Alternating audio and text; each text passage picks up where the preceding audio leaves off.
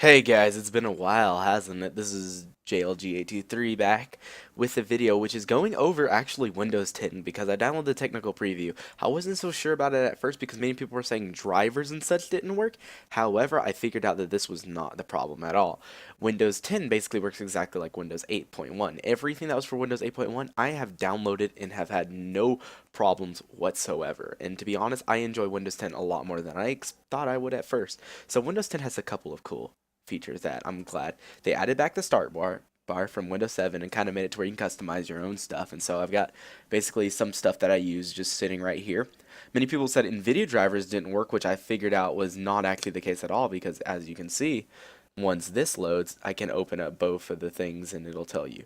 Also, Cortana, since we're waiting on this to load up, it tells you stuff that is in your area and says, here's some info for your evening. Two dead in a apparent murder suicide at University of South. I'm going to assume the last thing is Georgia because I live in Georgia. That's interesting. 40 degrees clear in the current location and stuff like that. And so it's nice. It shows a couple of things like this.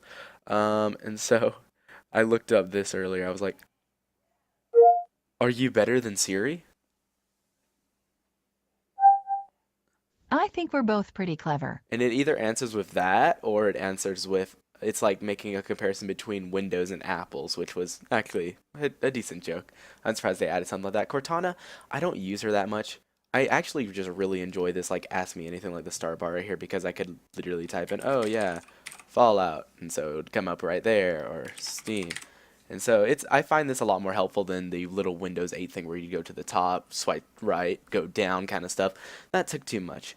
So I've tested and things work perfectly. I mean, Nvidia is all the way up to date right now. Drivers are up to date. It works perfectly. I can mess around with everything right here as I normally can. Steam games work perfectly. Fallout and Skyrim work perfectly, and if Fallout works, that means something they did something right because normally Fallout 3 won't work after like Windows 8. And so many games do work perfectly. Many applications install and work flawlessly, such as Adobe Photoshop, which I'm not sure if it'll actually appear. Yeah, it's right there. So Adobe Photoshop works excellent. It's still the same thing that it was basically. I've had no problems with Photoshop at all so far. It works exactly how it should be working. Same with Sony Vegas Pro 13. So rendering softwares you won't have a problem with. Gaming software so far I've seen it is flawless. I've not seen any performance issues. Like one of my friends was like, "Don't do it. It's probably gonna make your performance bad in games." I actually had a slight performance increase in games such as Battlefield 3 and League of Legends, and that's about it for that part. So Photoshop works flawless. Everything else exactly how it was. Some games a bit more FPS. Dying Light, good. Everything else, perfect. So I'm liking what they're doing with Windows 10 right now. I'm glad they removed that stupid click the Windows button and you go to the old app screen. I'm so glad we don't have that anymore.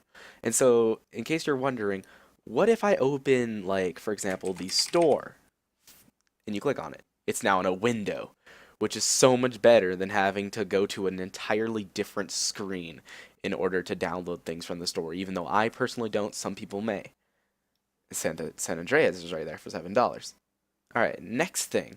You can create multiple desktops by clicking this button. It brings up everything here. And then you can click add a desktop. And so if you add a desktop, it adds an entire it just adds another desktop. Now, I'm not too sure what this would be used for because I haven't used it in many situations at all. And so, yeah. Another thing that's interesting is Project Sparta, which they launched in Internet Explorer. And so I have it enabled right now. Of course, the scheme doesn't look any different, but in my opinion, it loads things a bit quicker. Like if I could type correct, YouTube, I mean, it still loads it's still but I mean, it's better than it was.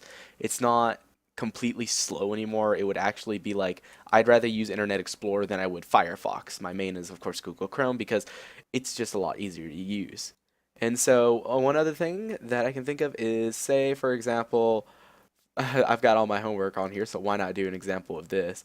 Let's start opening up like Romeo and Juliet and social studies and here. So say I'm like working on multiple things.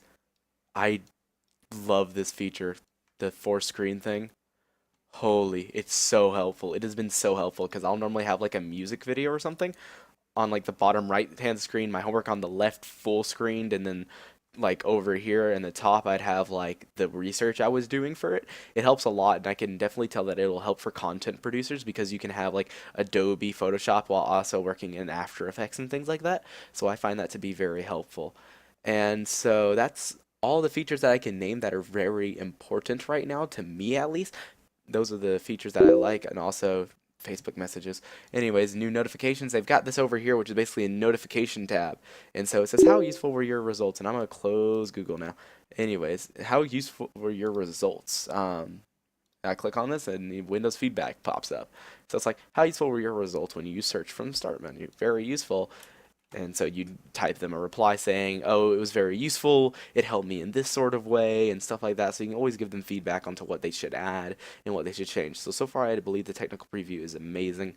And I wouldn't mind installing it on your maiden computer. I mean, I don't fully recommend it because, of course, your hardware differs from what I have. And so you may not be able to run it smoothly or amazingly.